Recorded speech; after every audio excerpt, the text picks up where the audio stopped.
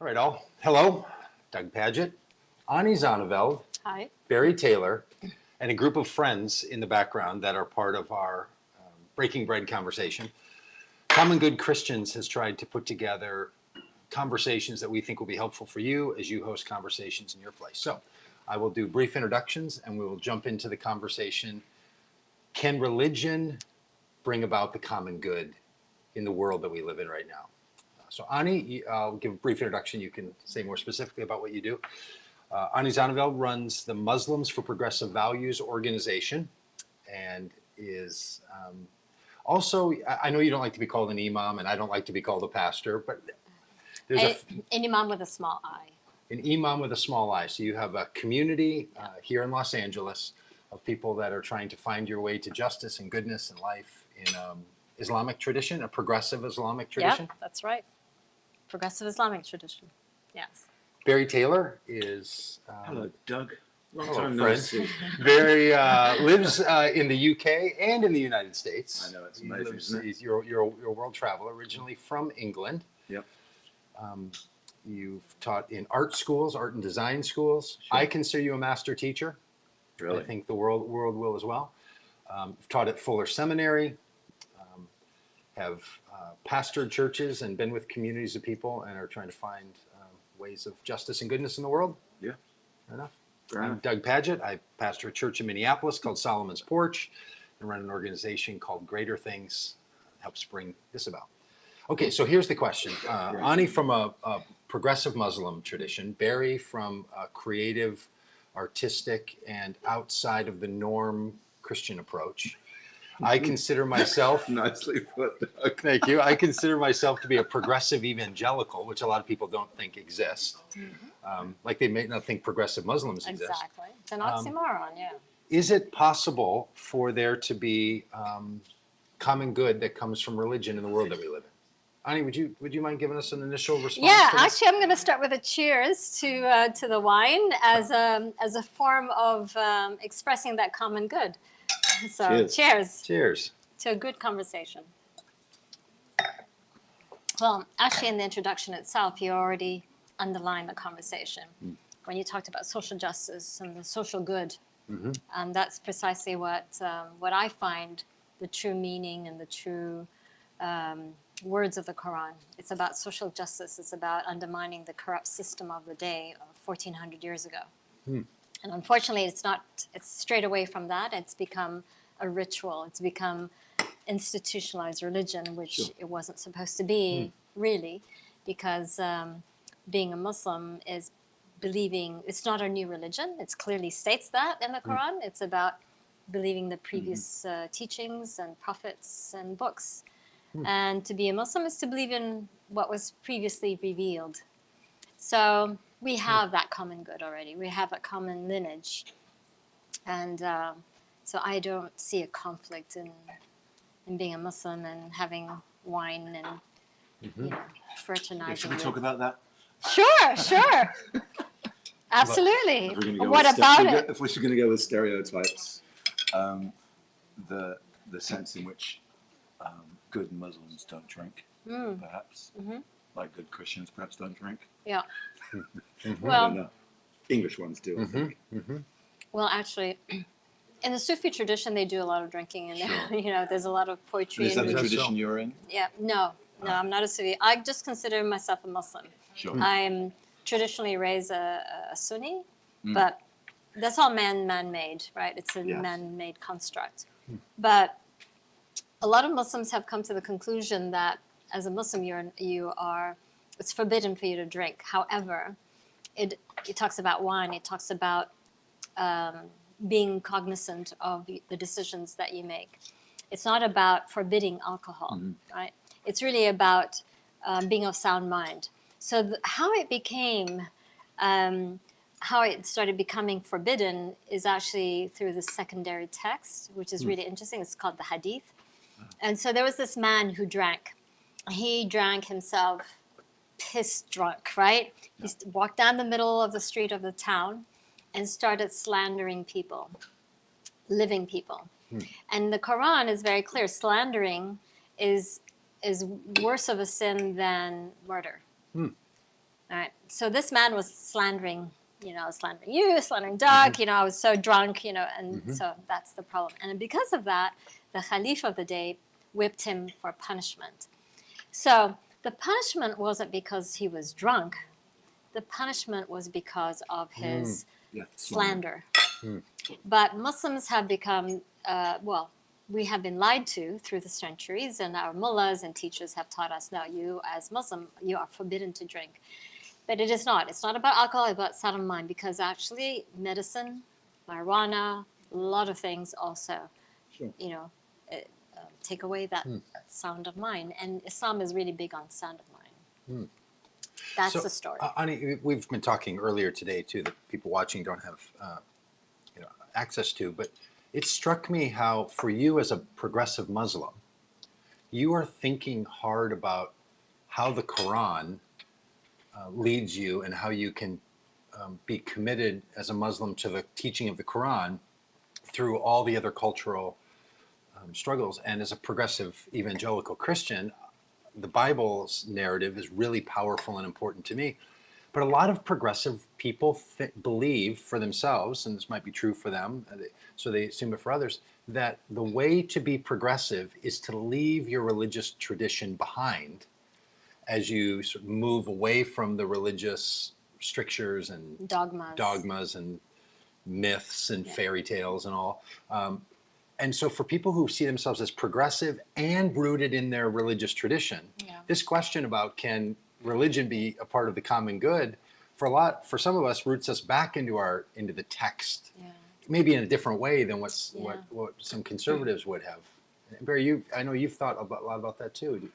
Yeah, well, I mean, I think it obviously, perhaps not obviously, but it has a lot to do with how you see those texts, what you make of them, where you fit them in the scheme of things. I mean, essentially, they're words on paper, but we grant them authority. We say within certain religions, this is our sacred text. It's not sacred to everybody, but it's sacred to those who hold it dear.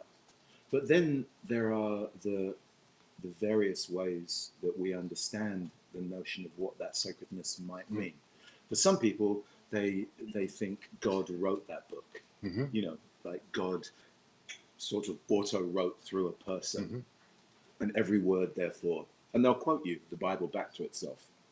So with a lot of, as you and I know from experience, with a lot of conservatives, they'll quote St. Paul and say, all Scripture is inspired by God, forgetting the fact that when he was writing that, the book didn't exist in the way it wasn't yet Scripture. He wasn't talking about what he was writing. He was talking about the first 5 books of the Old Testament, what we call the Old Testament. So I think there are varying degrees, and how you view the text and how you grant it authority to speak to you has a lot to do, I think, with what you make of what's in there. So. And it depends on the lens from you, right? I mean, as a progressive Muslim, when I read, or progressive Muslim in general, read the Quran, we see love and compassion. Sure. But when our conservative and radicals read it, they see punishment and the angry God. Because it's a text, and everything is interpretation. That's right. And so I've said this a number of times, coming from England and then coming to America, so one of the big differences that I noted early on between Christianity in England is you couldn't go to a conference in England if there wasn't beer being served. It just didn't exist. But in America, there was, especially in early, there was a real sense that alcohol was a bad thing. And you quote your little Bible verse, be not drunk with wine, but be filled with the Spirit. But of course, there's always a counter verse. Let the poor get drunk to forget their trouble. It's just as much a legitimate thing to do. So you can always play your own particular game, construct your own little set of ideas from which it comes.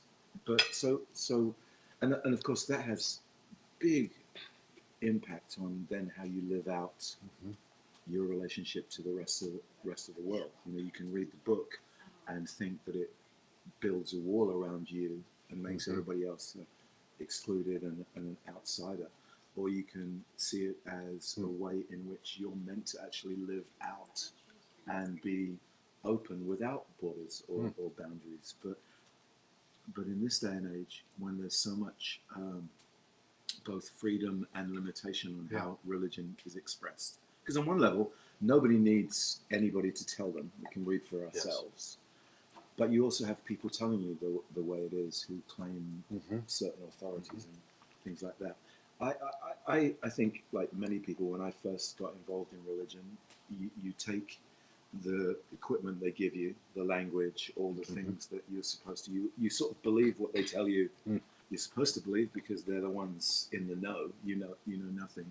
Then you spend the rest of your life divesting yourself of all of those unnecessary So meaning things. that they gave it to you processed through the equalizer, through the chorus, and through the all this technology, and then what you do is just like give it to me dry, Sure. right? Yeah. In musical terms. Yeah. Yeah, that's how I like it. Give it to me dry, right? No fluff, no cultural baggage, none of that tribal interpretations. I just want the text that's like pure But there's that no such applies thing. to I mean, you know, Feuerbach Yeah.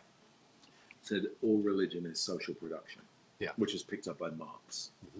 And, you know, obviously from that perspective to kind of critique religion in general and to maybe diminish it. But nevertheless, all religion is social production. That's why there's so much difference. Because culturally, we create our religious... We, you know, Nick Cave, one of my favorite singer-songwriters, says that the words are the blankets that we throw on the invisible to give them shape. So we throw words, God, it's a blanket. It's a blanket that we've thrown on what's actually inexpressible. But then that word begins to attract interpretations and meanings, and it begins to coalesce into a thing that may or may not be. You know, it's really just...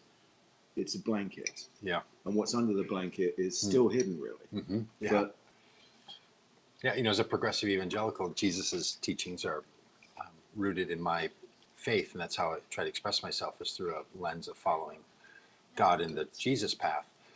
And this is what you see in Jesus saying things like, "You have heard it said, but I say to you." Yeah. And the things he said, that when he refers to that, "You've heard it said," such and such, are often phrases straight from Moses, right?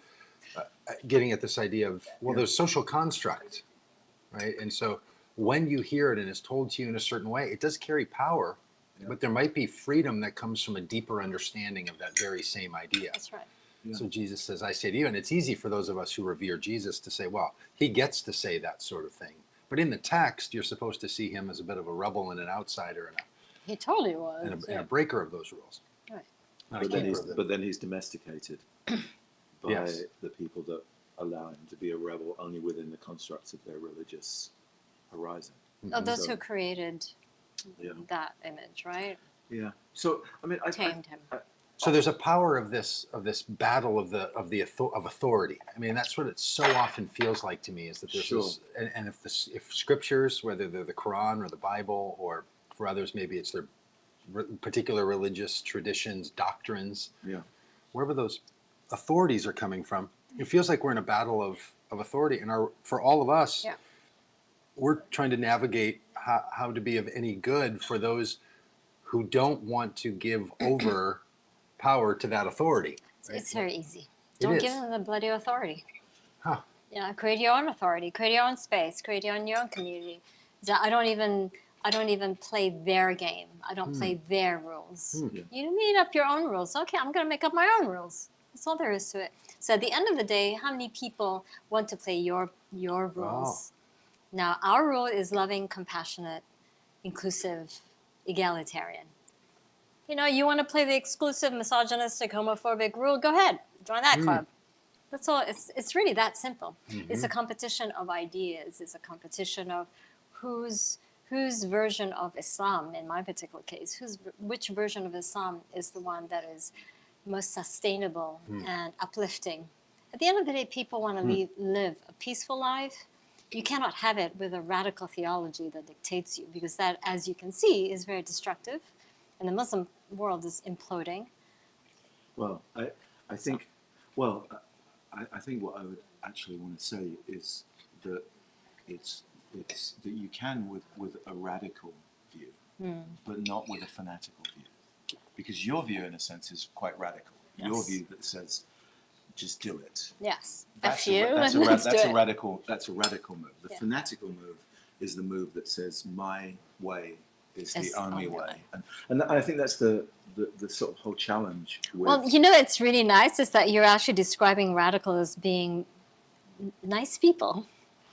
I mean, well, you know, It's a I mean, positive. if I That's a was positive, yeah. going to sort of out myself in any sort of particular school of, Yeah. of thought, I would say that the school of thought that theological thought that I spend most time in is the world of radical theology, Yeah. which is really an attempt to get down to the roots of and the essence of whatever lurks in the text, and that for me it's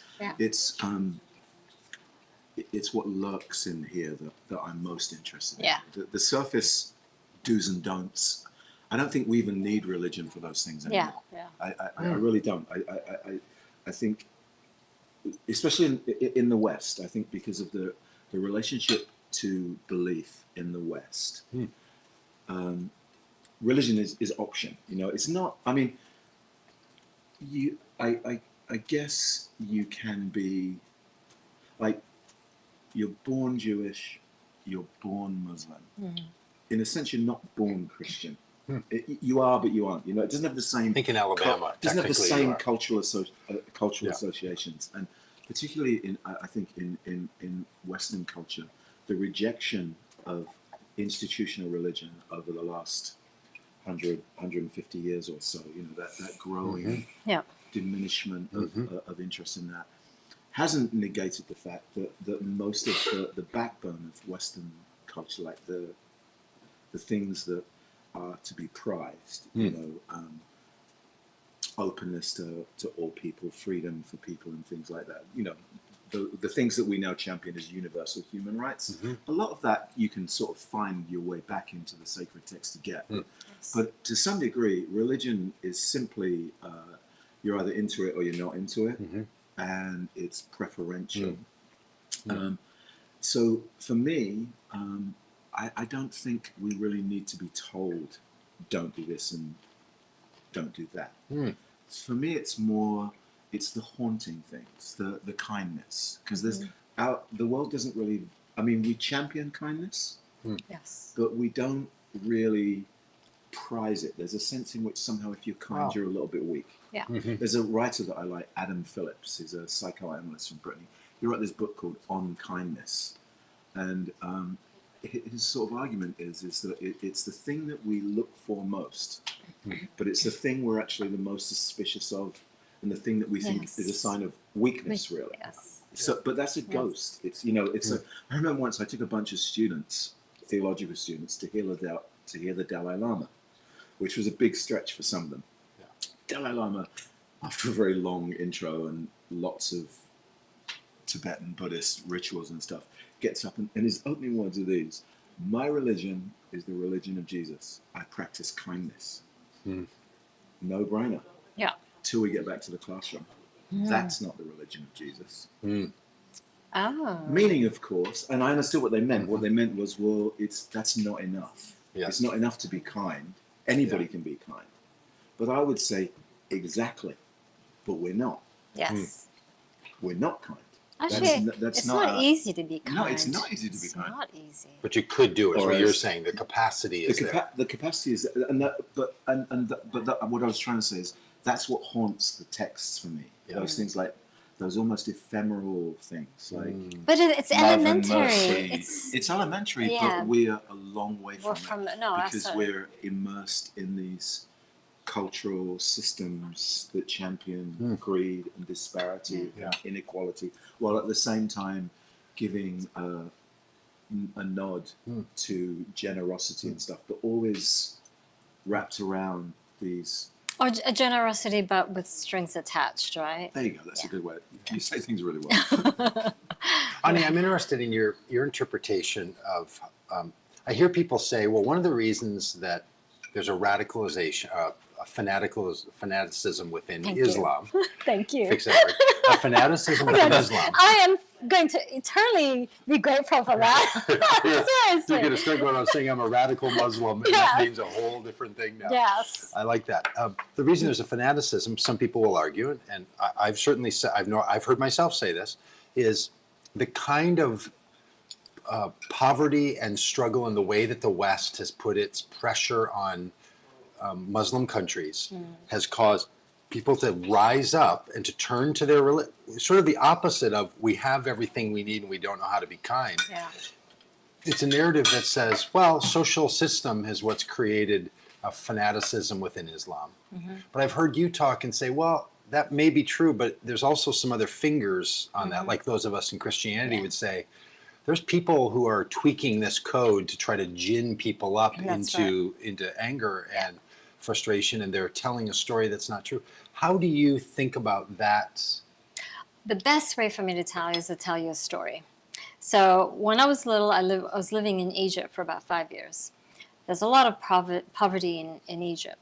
And I come from a privileged family. My father was an ambassador, Malaysian ambassador, and we were posted in Cairo. So we walked in down the street, poor people everywhere, and he was a father with a child, and he was eating his bread, like a pita bread, right? And he saw us walking, and he offered me half the bread. He tore half of it and offered it to me. That is the only piece of bread he had, and he offered it to me. That's the Arab that I know. Poor, but not angry. Okay? Yeah, I see. So what made them angry? That's the politicization of Islam. It's the use of Islam to rile these people up. You are poor because of X, Y, and Z. You are poor because of the West. The West supports your tyrant, which is true, right? And America has done harm in that regard. Politically, foreign policy-wise, absolutely. We have not really lived by our values. It applies to us, but not to the rest of the world, or certain people only. So that's the angst the Muslim world has. But for some Western Muslims, pin it on Western American imperialism. I completely disagree with that narrative. Because at the end of the day, the Muslim world has been independent from the British. Malaysia has been independent from the British for many, many decades. And so has many other Muslim countries. At the end of the day, your situation, your failure, the state failures, is the doing of yourself and your own state. It's not the doing of the foreign policy, of the foreign Western state. That's my position. And I know enough about foreign policy from a young age to come to that conclusion at the end. Because Malaysia was doing very, very well as a developing country, as a colony of England. And we had our independence late 50s. And we were one of the economic tigers, and one of the few economic tigers that was of Muslim heritage. And the Arab world, the Muslim world, looked at Malaysia as an example of, wow, this is a Muslim country that is grown economically and is a powerhouse for such a small country. And that was because we had good leaders. And that was because we had honest, non-corruptible leaders. But that's not what we have now. And so what has happened to Malaysia in the last 10 years is that we have corrupt political leaders that have now used religion to prop up their position. So they've used religion to say Islam is superior, it's a supremacist, and we dominate and we are above the Hindus, the Buddhists, the Christians in Malaysia. This is not the Islam I was raised on. This is not the Malaysia I was raised on, but this is what it's become. Right? So I can give you a perfect example of what Malaysia was and what Malaysia is today. That is a terrifying thought for some of us who feel like we live in a country where there's a corrupt government that has given way to a religious narrative that wants to separate people. and we're looking around saying, that's not the world I grew up in and the world that I want. At least it wasn't that way as brazenly as it is now. Yeah. But you each gave presentations in this class that we're doing out here today, and without having heard one another, you each talked about how important it is for you in your own thinking about faith and the world we live in, that coercion, forcing it on someone, is not the ultimate outcome, right? So Anna, you mentioned that in the Quran it advocates that Freedom of religion, yes, absolutely. that the Quran advocates for freedom of religion. And Verbatim, verbatim, there is no compulsion in faith. Yeah. How can you argue with that? Why is it the Quran says that in the Muslim world it's completely the contrary, that people are thrown in jail, killed for converting out of Islam? I mean, we advocate for those sitting in jail that are accused of blasphemy, that are accused of apostasy. We advocate for their lives, for them to be released, and we do appeals using sacred texts to appeal to the kindness, the compassion of the leaders to, come on, man, this is what the Quran says, let the guy out. Yeah. You know? Yeah. And Barry, you pushed hard today to say that we should find a way to be free to drop any of the pieces that encumber. Yeah. Well, Thich Nhat Hanh, I'll interrupt you for a second and then let you Yeah. finish this. Thich Nhat Hanh, who influences my Christianity significantly, has these 14 precepts of engaged Buddhism, and one of them is no coercion whatsoever, especially on children. Yeah. Jesus says that kind of thing, like, let the little children be free, and if they come to me, they come to me. Let them come to me if they want, but don't keep them and don't force them. Yeah. This idea of forcing. So my question, I'd love to hear your response to this, is there's a lot of people who hear about religious people talking about common good, and it can start to feel to them like it's coercion. So if they feel that it comes from a faith or a tradition or a religion that uses coercion for its outcome, the fear comes, I don't know how to be about the common good without forcing my ethics or religion on other people. So it becomes a strange kind of privatism and turns the world over to fanatics. You see what I'm getting at?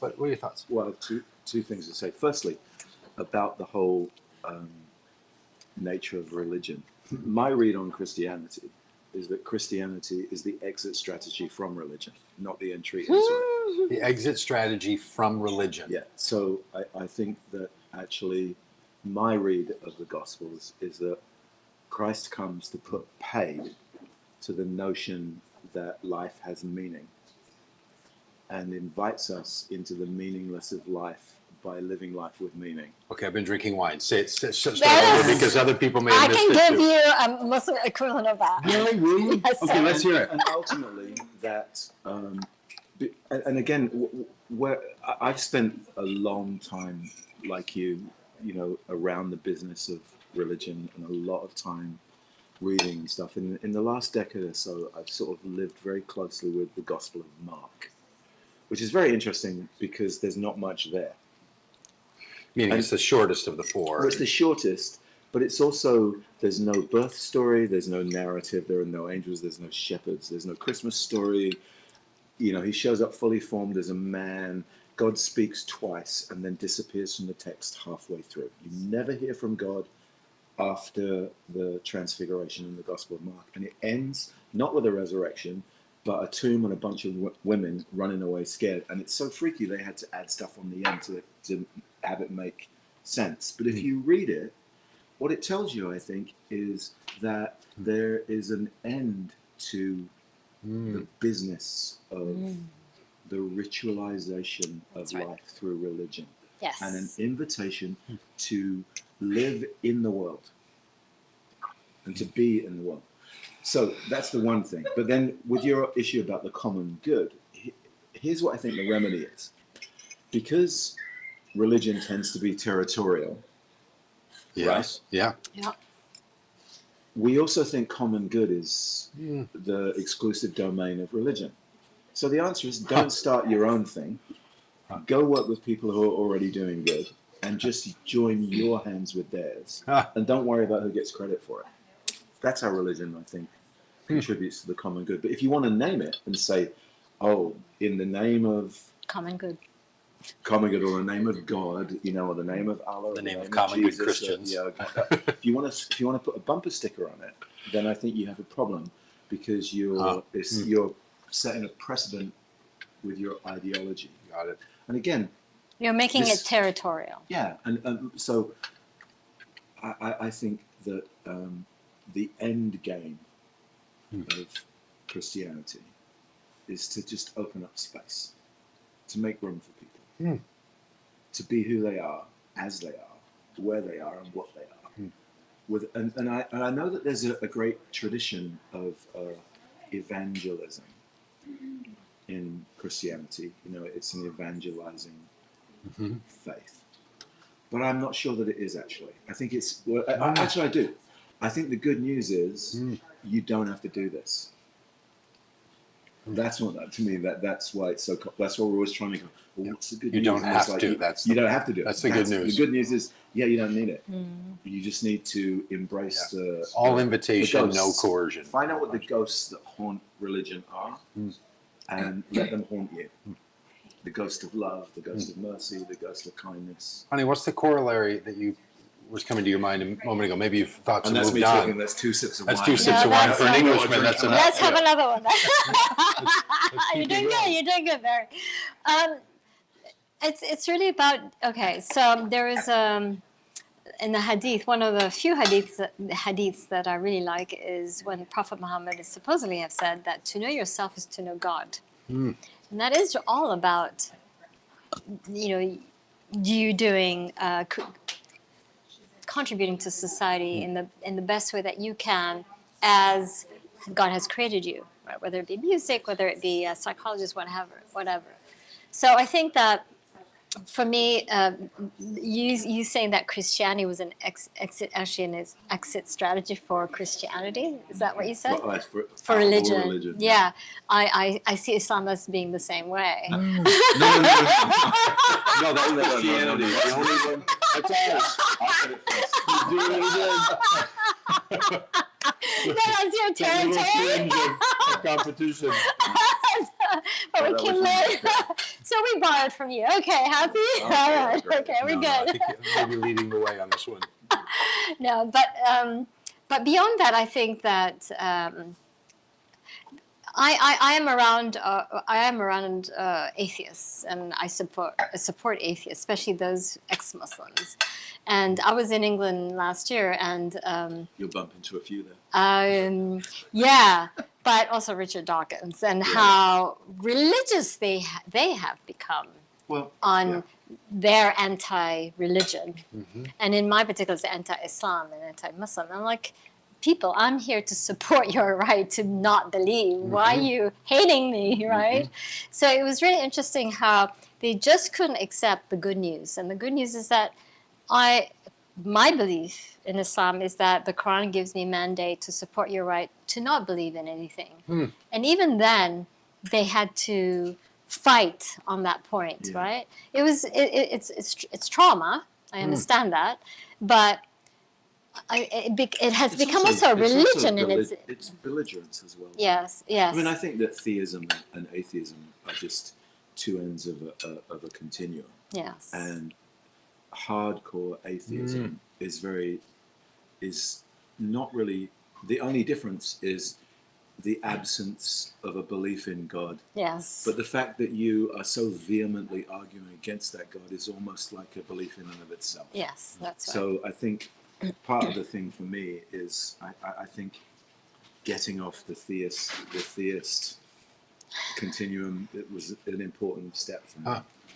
But that's, and I know not everybody wants to make that move. That's a move that I make.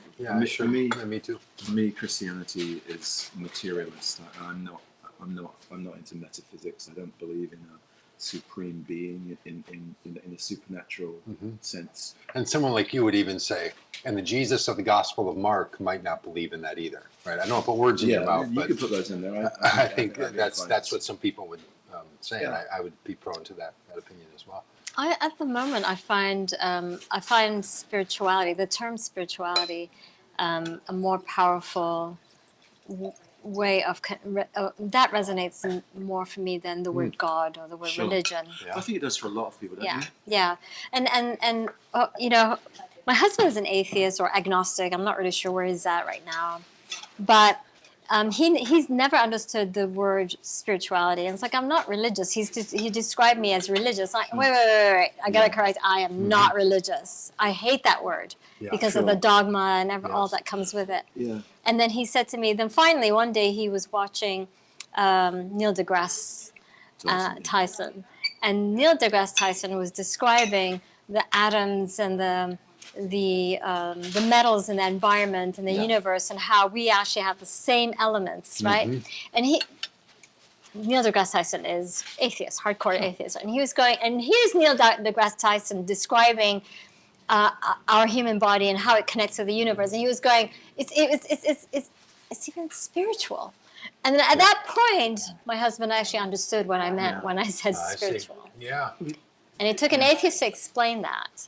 And that's exactly how I feel connected to my environment. And I feel that there's the creator is all. And that in itself is Islam, although that's not how we are practicing it. Because when we pray, we're praying to a direction, and we're praying in a dogmatic, in a prescribed way. Sure. That's not how Prophet Muhammad prayed when he received his revelation. He was meditating. So why are we not meditating? Muslims. So I hear this a lot when a Muslim says, "I'm spiritual," they'll say, "Oh, are you Sufi?" Right? Is that right? Yeah, Is that right? that's right. That's the question, right? Yeah. And if a Christian were to say, "Oh, I'm kind of spiritual," they'll say, "Oh, are you a contemplative?" Like we almost create this separate category. That's right. Once again, doing the territorial thing, right? Where there's some people that's their Labels. territory with the label, and they get the heading, and others of us then have to say, "Well, I'm not that, but I do that practice." It's the curious thing about religion in the world that a lot of us operate It's in. not a religion. It's a human thing. That's what I was going to say. We're a always having to explain the human connections and say, actually, it's not even a religious thing. I think what's interesting is that, this whole conversation about spiritual, not religious, or religious, not spiritual, is a very recent conversation in the world of religion, because those two weren't separate for a long time. Yeah. It was sort of understood that if you were spiritual, you were religious, and if you were religious, you were spiritual. But now we've kind of reached this point, and I think it points a bit to the conversation topic, that what I think it's an umbrella term. So, when someone says I'm spiritual, it can mean a whole bunch of things, a really broad spectrum. I like, collecting leaves. I meditate. Or I have a looser, anti-dogmatic relationship with a traditional religion. But I think what it tells us is that people, even people who embrace notions of the divine, have a problem with religion. Because people committed to living life by precepts and practices that are connected to ancient traditions go, but I'm not religious. So even those who practice have a problem with the entity.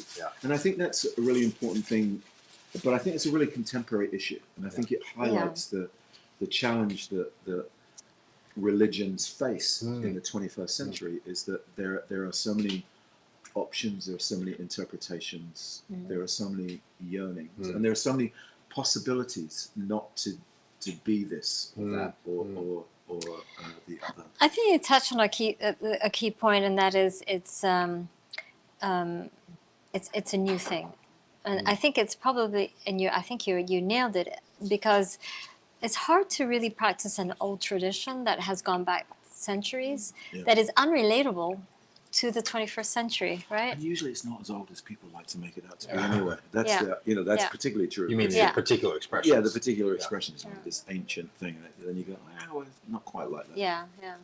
But I think you're right. But it's hard to catch up, you're saying. Yeah, I mean, for young people, it's unrelatable. And especially in mobile societies. In fixed traditional societies where everything remains somewhat more prescribed. Yeah. Well, You can understand, and I know it's not also the same, tribal but- too, Yeah, right? it's Because tribal, it's how I was saying earlier on. It's like, being part of a religion is being part of. It's not just your identity as a faith, but it's also part of your tribe. That's your identity. Sure. And so leaving your religion means you're leaving your tribe, and that is treason. Yeah. Yeah. But I mean, you Yeah. think about, I mean, not to exclude you, but, Yeah. so we've hovered around various incarnations of evangelical Christianity for the last 30 years. Yeah. Let's say. And, you can remember the evangelical Christians used to have a very negative attitude towards mainline traditional Yeah. practitioners. Oh, they've not had their conversion experience. That's right. And then all of a sudden, like 10 or 15 years ago, suddenly evangelicals are reclaiming traditions they never had in the first place, reclaiming ancient practices. Now, there used to be debates about whether or not you could have icon pick. I remember Yes. Yeah. our friend Chuck Jr. Down in Orange County, he had the guy paint some icons in his church, and everybody went apoplectic because they thought he'd gone like Orthodox or something. Yeah. And then now you have people reclaiming ancient practices. We're reclaiming feasts and stuff like that. And then you have the whole transition to the sort of lateral move, like when you come to the end of evangelicalism, you go into liberal mainline Christianity and think you've made a move forward. But my point is that sort of meandering attempt to divest oneself of all the things that don't work and seems to keep going back into older iterations. Yes. And personally, I'm not sure that the past holds the key to the future. Yeah. And there's this sense, I don't know about with Islam, I suspect it might be true to some degree, that there's a certain being held hostage by the shadow of the past. Like if you move too far forward, you're heterodox or a heretic, rather than sort of, that's like my quote from Picasso. Yeah, say it. You can honor tradition by wearing your grandfather's hat or by having children. Yeah. And both honor tradition, but one just keeps a smelly old piece of clothing around, and the other brings new life. And It's new going to go wherever opportunity it's going to go. And a future. And I think if religion wants to contribute to the common good, then it's by birthing newness, new life. I really think that. That's not to say that historic tradition doesn't have anything to contribute. I don't mean that at all. Yeah. Right. I just don't think that you can only invoke the past as the way to understand your religion. If you can't bring your own world into dialogue with your faith, if that's what you want to call it, and have it coalesce and make sense, then It's your irrelevant. so you're just walking around trying to be a Victorian, Yeah. which is what I think most. And this is Christians true are. in every religious expression. It's true in Islam. I mean, you're my greatest friend and example of that in Islam. It's true in Christianity. It's true in Judaism. It's certainly true in yoga. My wife is a yoga instructor. They're constantly trying to have yoga be a current practice and not an ancient tradition. Yeah. Okay, part 3, if we were keeping track at home of this conversation, at least as I I am. didn't know we had a part 2.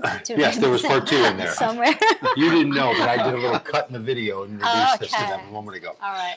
This is how meta this gets. You're watching a live video that was recorded on Thursday, and then I know that it's been edited because I told myself, edit after Ani said that last thing. So anyway. Really? Yes. Part 3. So part 3. You are each engaged in helping communities think about the public good. So Ani, a few days ago, you were a speaker here in Los Angeles at the Women's March. Yeah. And you talked about what Muslims for Progressive Values, your organization, does to advocate certain positions. Yes. You're very engaged about that. And your history is as a songwriter and a singer and a music producer. And you can say about who you've produced for, which I think some people watching this might find interesting, and who you've worked with. But you've decided and want to have influence in the public sphere. So what, will you say something about that? And then Barry, I'm going to talk about what you did in the song that I asked you if Yeah. you would do here tonight. I think that as an individual, as someone, you know, I have the privilege, and I'm wow, I'm very lucky that I know who I am.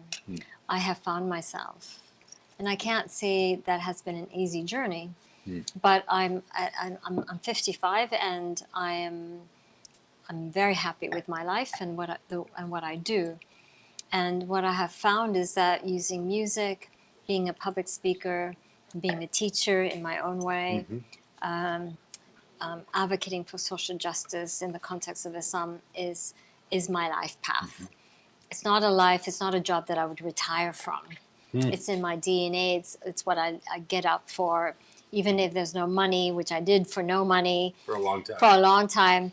It is not about how much are you getting paid for it. It's because, you know what, it's a fire in my belly that I can't turn off. And I'm blessed. I really, truly am.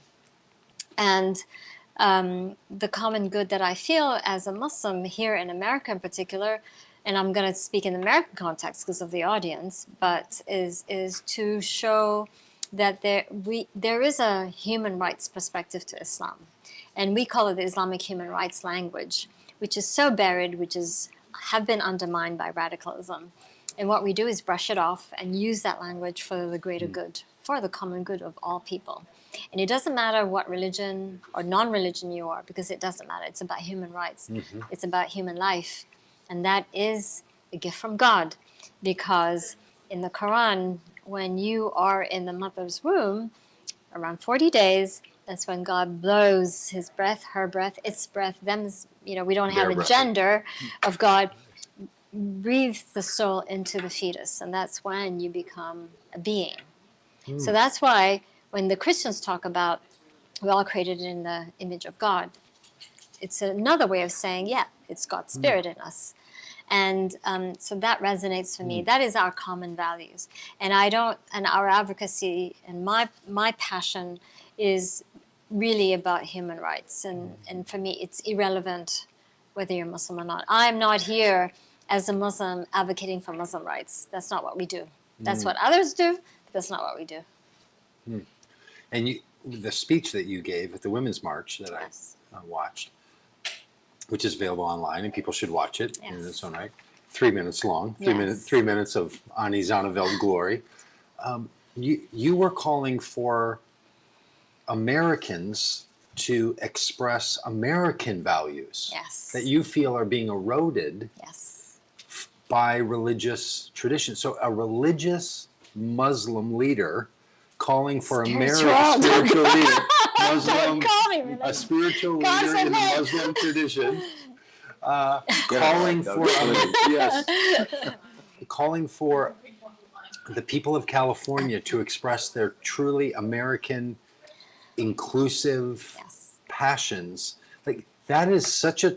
I know you recognize this. That's such a shift for people Yes. to recognize, but for you, that's not opposite of your faith No. and your calling. It's rooted in it. Yes. This is what I find so beautiful. I think America and many of the Western states are actually more Islamic than the Muslim world. Not in a good way. You're about to say. No, in a good way. Oh, in a good way. Yeah. Because I thought that when you're talking, no, I wasn't. you're talking about American, justice for all. Oh, I see. You're talking about, And you're saying Islam argues for justice for Yes, all. That is not what exactly. most people think. of course Sure it's you not. know It's that. not what Muslims think. Because for Muslims, it's my right. It's justice for me. I don't care about your justice. Well, I see. you know, it's that supremacy interpretation of religion. And I mean, I'm not the only one to say this. There's been many Muslim scholars throughout the centuries that have also recognized, they've gone from the Arab world, for example, to the West, and they said, oh my God, these people are more Muslims than we are. We call ourselves Muslims, but actually they are actually more Islamic than we are because of the values of caring for the poor, for the environment. These are all Islamic values, but Muslims are awful at it. So I'm calling, as an immigrant to America, I recognize the greatness of America.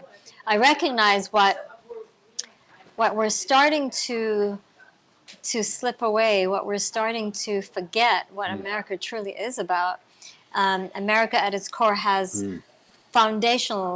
great foundations, and because of the influence of religion, the extreme right, and the use of religion, their particular interpretation of religion, in legislation that harms the rest of us. And my comparison at the speech was, well, how is that any different than Sharia law that you so condemn? Yeah, you're so afraid of. Exactly, and so afraid of, because that's what the Muslims do too. They legislate laws based on their interpretation of Islam, which is misogynistic and discriminatory, right? So how are you any different?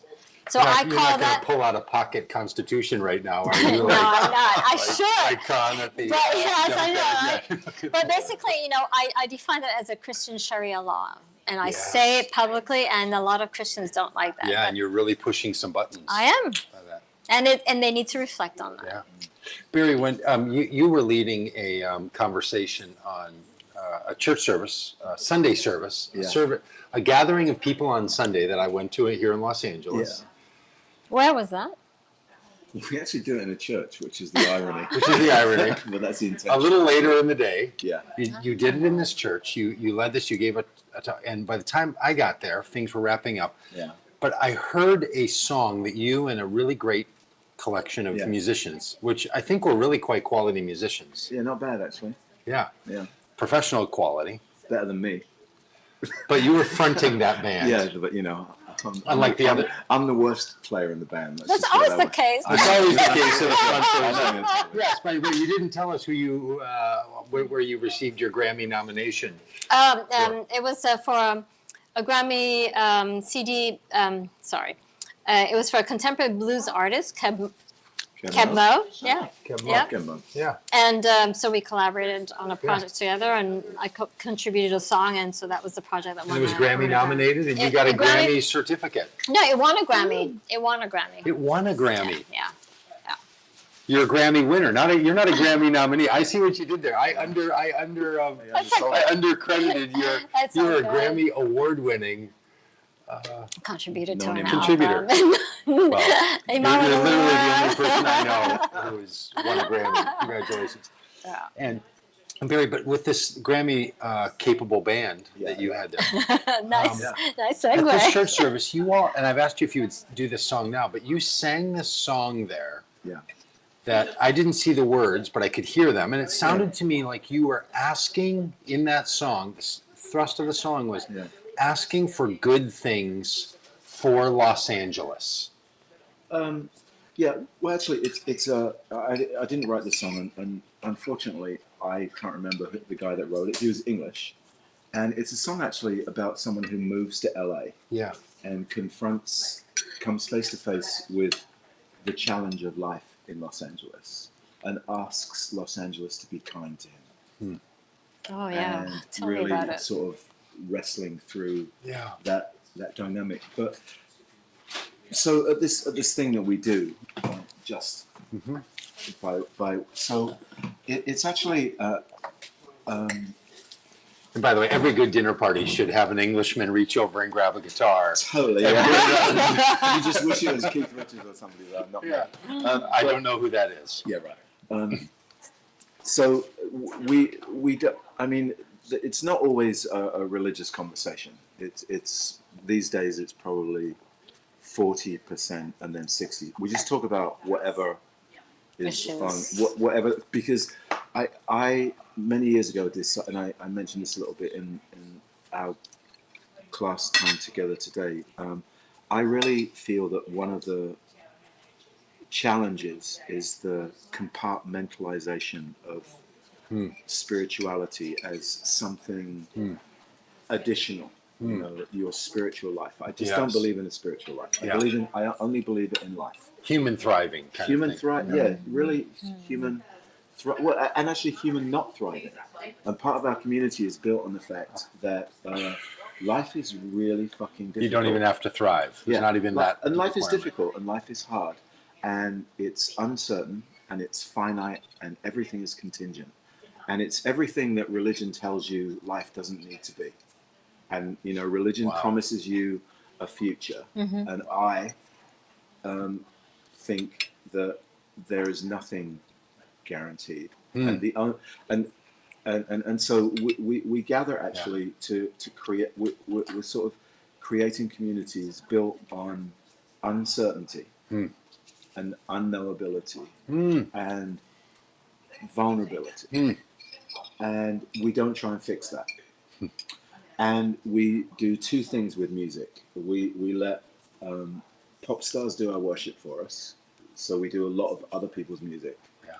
And then we make our own music. But none of it is ostensibly religious in nature. Yeah. So we just sing songs because I think music is emotional architecture. Yeah, nice. So it's the emotion of a song where the meaning is. Huh. You know? Do you just wander around saying great lines like that to strangers in places? Not very much. Music is emotional architecture. And I like that. So anyway, and actually, I started singing this song because I've lived in Los Angeles for 30 years, and I just recently moved back to London, and so I was trying to in that group of people give voice to some things that I wanted to leave people with to some degree, and this song. So I came across this song and sort of reworked it a little bit, and This one here. yeah, and sort of left it as basically my own sort of love song to LA, Yeah. because I love Los Angeles. Yeah. I think it's a magical place. I really do. It's a hard place. Yeah. I think it's one of the more difficult places to be because of its complexity and what it's built on. Yeah. You know, it's built on the fragility of human dreams. Yeah. I mean, there's not a crazier thing. It's a land of broken dreams to out build here, a city on. You Yeah. know, I mean, broken dreams. and you know, and the architecture of the city, it's framed by people that came here to build things they couldn't build elsewhere.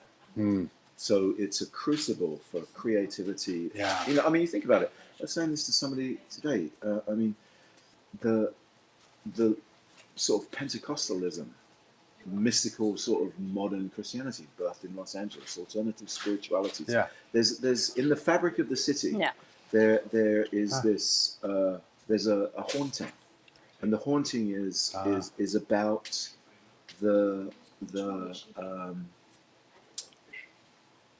magical bits of life, but they come with a price, and Los Angeles is there to remind you of the price. Los Angeles tells you how much it costs to even Live here. get a chance at your dreams. Yeah. And it's not just the rent; Yeah. it's the fact that everybody else comes here Yeah.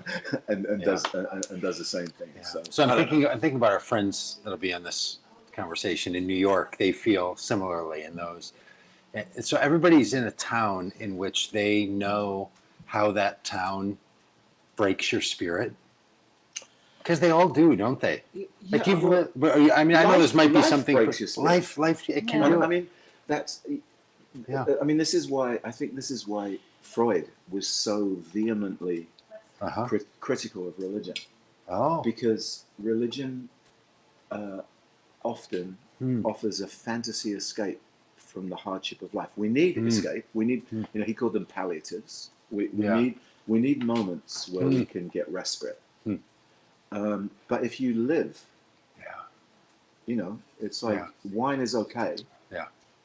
Until it's not okay. Until it's not okay. Yeah. Do you know what I mean? Yeah. Or something. And I think religion can be the worst kind of. It becomes poison. Yeah. When it becomes escape. Yeah. So for me, the big transformation has been: what if religion is not escape but entry? Entry. That was from the Transfiguration. The religious in the group, Peter, James, and John, they want to build some tabernacles. Yeah. Jesus wants to go down the mountain, and what's down the mountain? A whole lot of trouble. Yeah. But that's where you live life, you know. So So I'm not a bit of an escape, you know. Yeah. And that's my big thing with America. I love American values, but I don't get that pursuit of happiness because I'm English. Yeah. It's like, you know. That's so British of you. That's why we had to rebel. Because English didn't understand. Yeah. Well, I just think about all the people who, when they hear you longing for the goodness of Los Angeles for others and the goodness in Los Angeles, to think about their own cities and the common good. And you've taught me so well that for Christians, they should think about loving the world and not thinking about changing the world. Yeah, well, you can't really. Yeah, you can't. Like, do I mean, the we can't thing, change, we do can't the change thing ourselves. So do the the thing thing is- you can do. Yeah, which is be and love.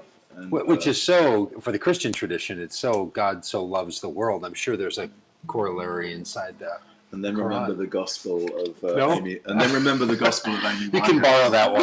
Okay. The Gospel of Amy Winehouse. Yeah, that love is a losing game. Well, You never win when you love. There's no cure for it. That's true. I'll Well, second our that. closing credits, or for those from religious tradition, our closing hymn.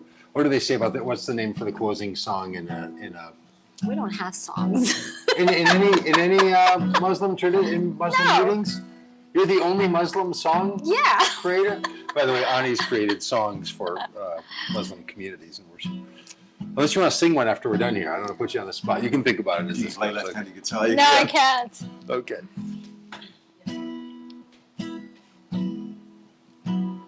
You exhaust me, and no billowing black exhaust smoke. And the smog won't wash from this unsuitable immigrant skin. Such a villainous grace, I don't know what you've done to your face. Plastic surgery. Wow. And some nights I just can't figure out quite where your heart is. Oh, Los Angeles, be kind. No more trouble or red lights. I can learn to love you in good time. Oh, Los Angeles, Los Angeles, be kind. Well, I read you all wrong. I get drunk just to feel I belong. By a river so dry, it's barely a river at all. And we fuck one another all night, fire pistols and cover our eyes. As we waltz unseen behind Hollywood's ballroom doors. Oh, Los Angeles, be kind. Be kind. No more headaches or fist fights. Take me to bed and say goodnight. Good night. Oh, Los Angeles, Los Angeles. Los Angeles, Los Angeles. oh, Los Angeles, Los Angeles. be kind. Be kind. No more trouble or red lights. Take me to bed and say goodnight. Oh, Los Angeles, Los Angeles, Los Angeles. be mine. Be mine. Be mine. I'm literally crying. Hit him in the gut, Doug. Oh my gosh! Yay. Cheers. Thank you. That was awesome. Oh, to all, be kind. Just be fucking kind. Actually, that was my closing. When I actually Sermon. left, like when I departed for England, I said, "Here's my summary. Oh, Here's my summary of 30 years of religious life. Just be fucking nice. yeah. You don't need to know anything else. That's right. You really don't. The end. I love you. Good night. It is that simple, eh? Oh.